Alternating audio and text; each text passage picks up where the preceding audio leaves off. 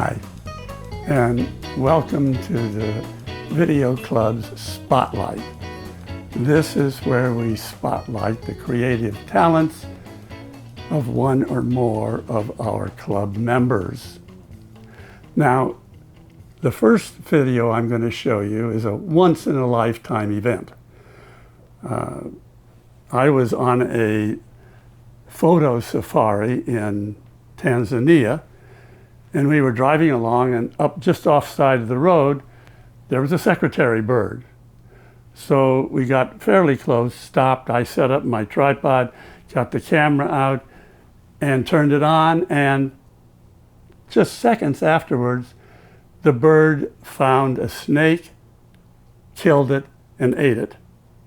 That's a once-in-a-lifetime event. If you were going out on a safari every day for a year, you would be very lucky to see that event.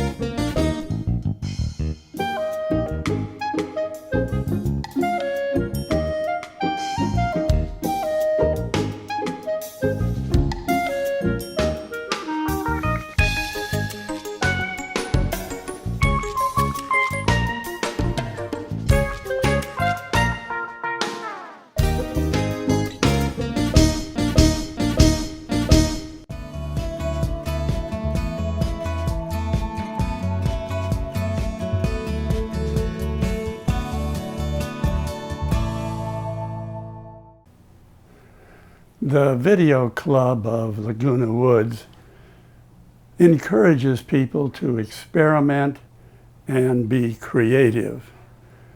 The club has classes in things like camera work, editing, and music selection to help people meet their goals.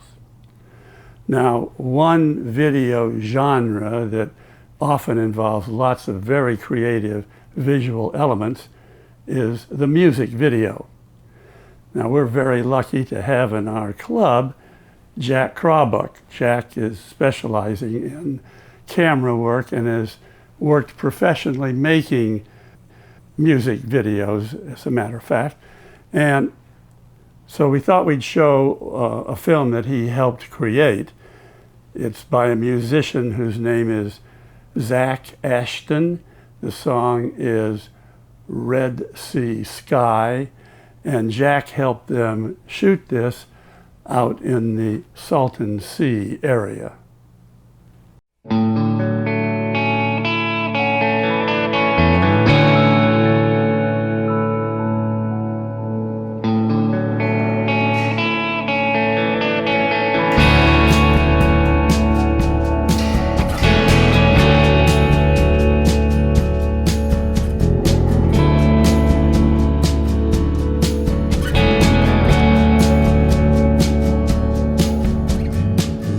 On the sand for a while, taking everything that we could.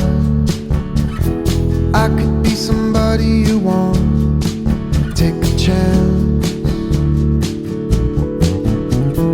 Emptiness is part of the wind, heat rises up from the ground. We can be whatever we want, if we want.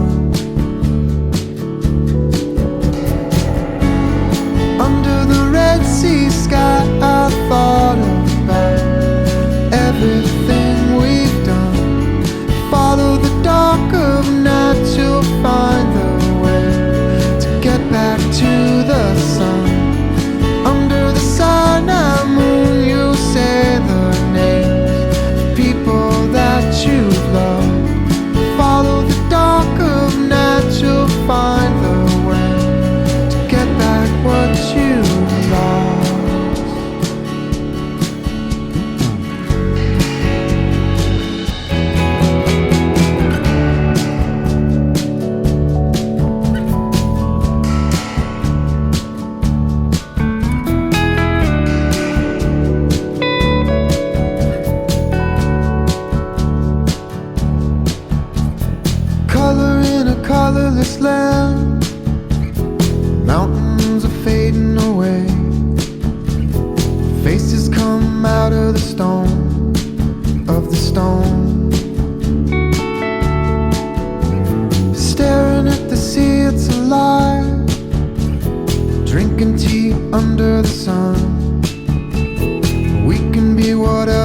want sometimes.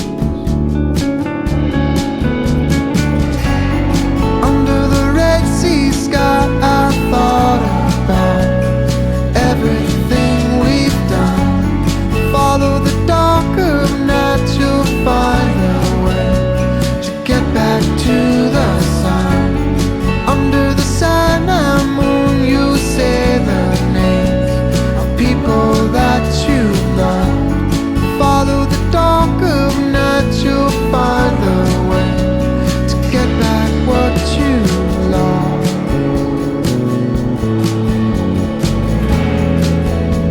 To get back what you lost.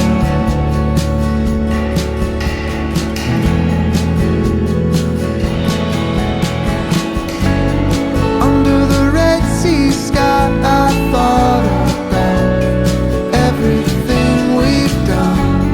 Follow the dark of night, you'll find the way to get back to the sun. Under the Sinai moon, you say the names of people that you love. Follow the dark of night, you'll find the way to get back what you lost.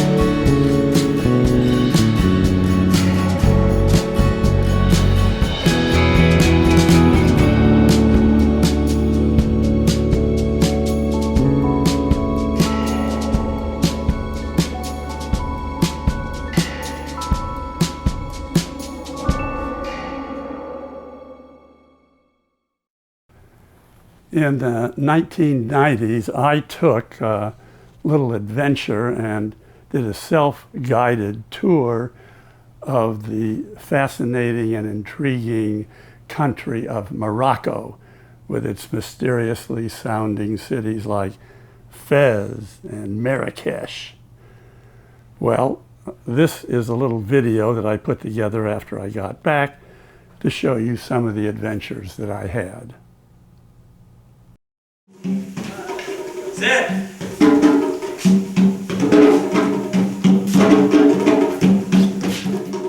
I was a bit apprehensive when I undertook a trip to Morocco using local transportation, no organized tour.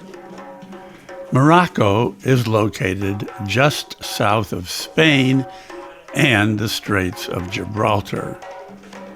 The country has extremes in geography, a long coastline, rugged mountains, and great deserts. My trip started with a ferry from Gibraltar to Tangier, Morocco. Then I took a local train to the fascinating city of Fez. In Fez, I rented a car and drove over the mountains in to El Rashida, and then drove on to the desert village of Rassani. In Rassani, I drove the car to Ouarzizate, where I dropped the car off and took a local bus over the mountains to Marrakesh. From Marrakesh, I took an overnight train back to Tangier and Gibraltar. So in just a few days on the ground, I visited a large variety of territory within the exotic country of Morocco. So my trip began in Gibraltar, where I caught a ferry to Tangier. From there, a train took me through the agricultural areas of Morocco. I saw many people who dressed differently from me. Finally, the train entered the outskirts of the imperial city of Fez. There are three parts to the city of Fez. The oldest part, the so-called Old Fez, was of the most interest to me. The Medina, or Casbah, in Old Fez is one of the largest living medieval cities in the world and the most interesting in Morocco.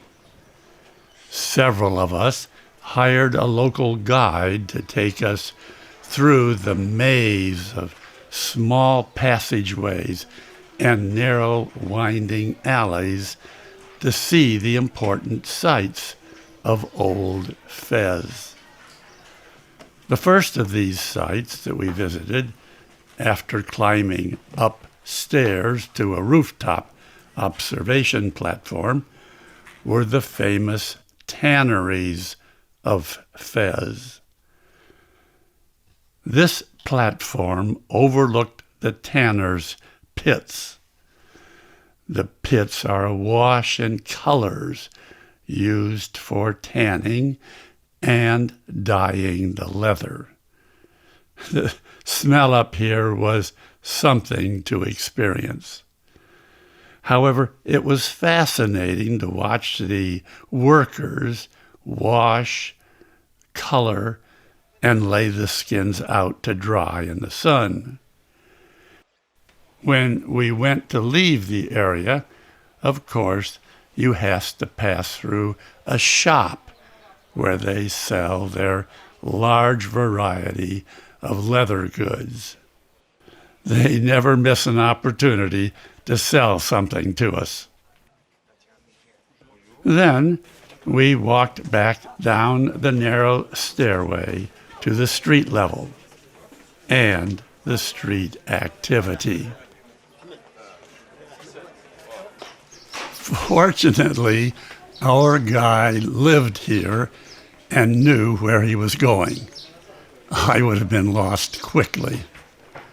One thing I learned is that donkeys have the right of way on narrow alleys. No motorized transport is allowed inside the Medina.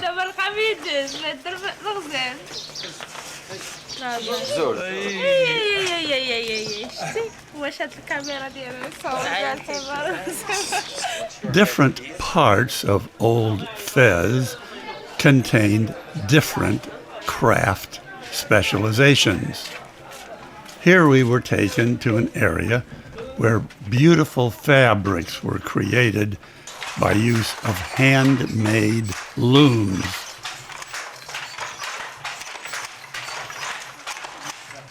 This one was assembled using bamboo poles. The fabrics they created were gorgeous. Back out on the alleyways, we passed all kinds of small businesses. Down one alley, there was a vendor selling fresh fruit and vegetables. In another, you'd see chickens. On another, a furnace heating water for Turkish baths. There are a number of important religious sites. Some of these have very ornate artwork on the outside. Many of the religious sites did not allow anyone to enter except Muslims. One way people greet friends is by cheek touching. This is a schoolroom. A class is in progress. This is the largest mosque in North Africa. It can hold over 20,000 people. It's called the Carolina Mosque. It's also part of a university, and the university has a very large library of books. Then it's back to walking the narrow passageways of the Kasbah. Now, Old Fez has about 10,000 streets. On special occasions, like weddings, ladies paint their hands in a special way. One of the mandatory stops in any tour is the carpet sales room. Gorgeous hand-created rugs. The salesman makes sure you've seen any possible rug you might like to buy. Another popular stop is the shop that sells different natural material, perfumes, substances, spices, and it has an unbelievable variety. The man tells us that he can cure any health problem we have with his chemicals. These narrow, winding alleys and covered bazaars are crammed with every conceivable sort of craft, workshop, restaurant, meat, fruit, vegetable, market, as well as mosques, maderas, and dye pits and tanneries. I rented a car in Fez, then drove south, climbing.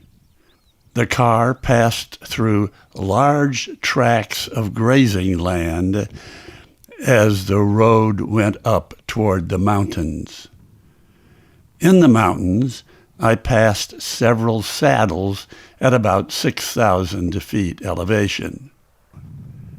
Then I was on a high, flat plateau. One of the sections of the drive was called the Z's Gorges.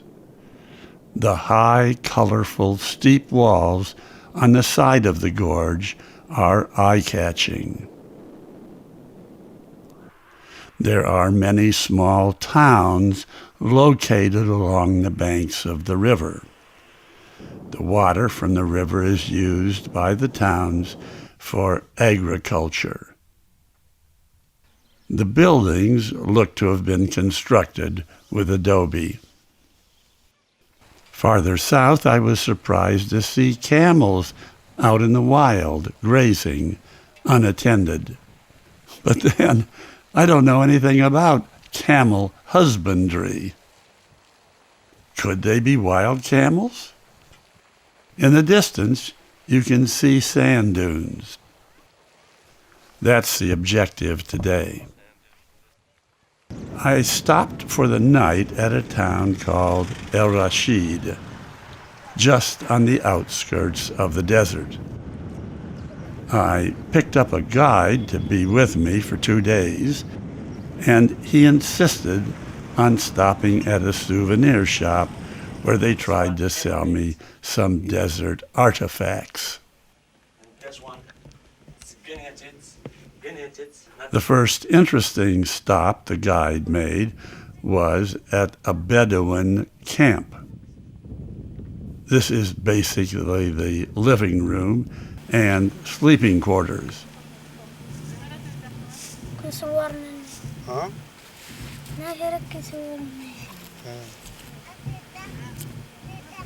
Out there is the kitchen. Children are the same everywhere. Back in the car, we headed farther south toward the great desert. We encountered more camels. The road became more and more desert-like. The surface of the ground is a combination of sand and rocks. Soon I couldn't see any landmarks, only the flat land, and car tracks going in all directions. I'm sure glad I had a guide with me. Finally, we did see a tree out in the middle of nowhere and got under its shade to eat a picnic lunch out of the sun. Back driving across the desert. No road signs. Is that water up ahead or a mirage? This land looks as if it's been tilled by a huge harrow. I sure hope this guide knows where he's going. It was water. And look at the giant sand dunes behind the water. And donkeys. I don't know what they're eating. The lake dries up later in the summer. We passed by several small villages scattered out here in the desert. This one is called Mirzuga, and it's at the edge of the Erg. The houses are constructed of adobe. That night, we spent in a walled albergue near the sand dunes. Our guide got some locals to pick up some drums, and they played for us. I couldn't tell if they were playing a tune or just banging for the fun of it.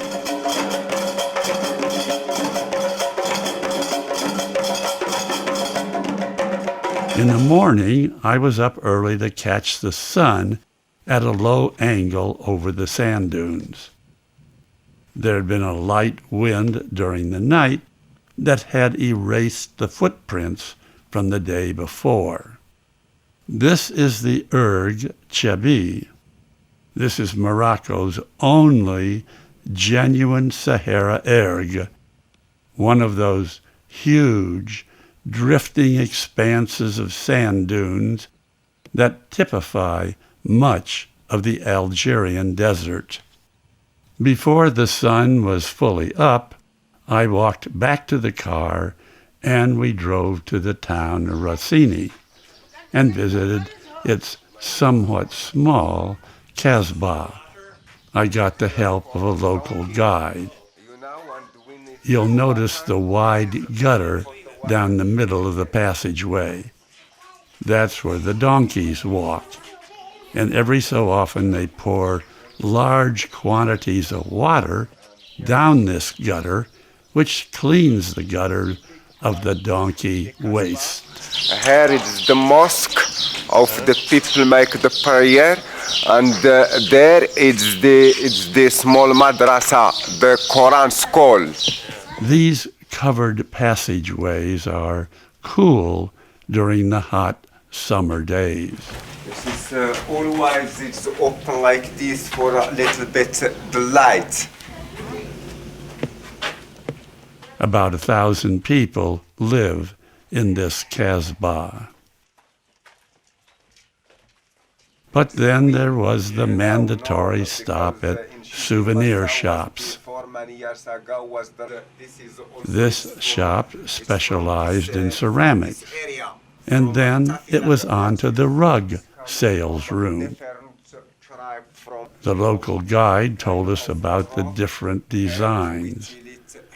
This is a piece of luggage carried on camels. The rugs were beautiful and handmade. I'm sure they were of great quality. Well, it was time to leave the desert towns and my local desert guide. I headed west toward Ouarzazate. I made a short detour north to view Morocco's finest natural wonder, the Gorges du Tadra. The gorges, or canyons, have a very narrow bottom and vertical walls which are about 1,000 feet above the valley floor. I liked this place, except it was infested with people hustling for money, and there were lots of tourists. This is a typical highway. Look at that car in front of me. The car is almost as wide as the paved part of the highway. Now, when I met a car coming in the opposite direction, I had to drive halfway off the highway to avoid a collision. I found I couldn't book a seat on a local bus the day I arrived in Ouarzazate, so I had to overnight. One of the primary interests to me in Morocco were the people.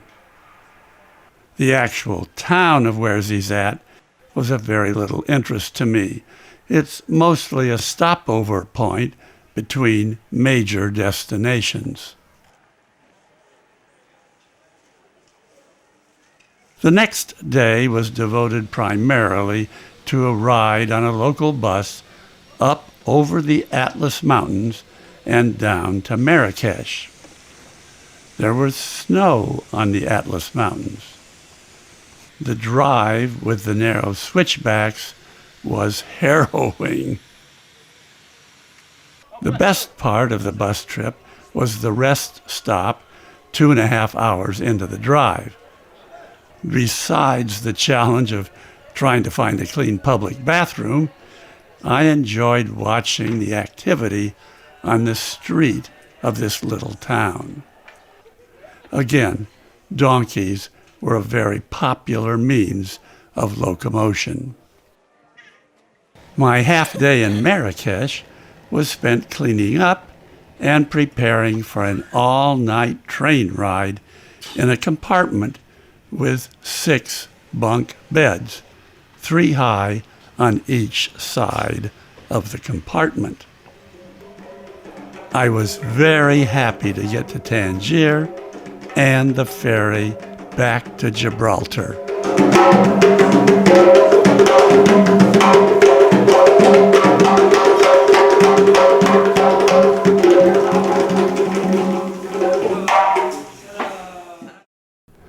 Well, that completes the videos we wanted to show you in Spotlight number 8.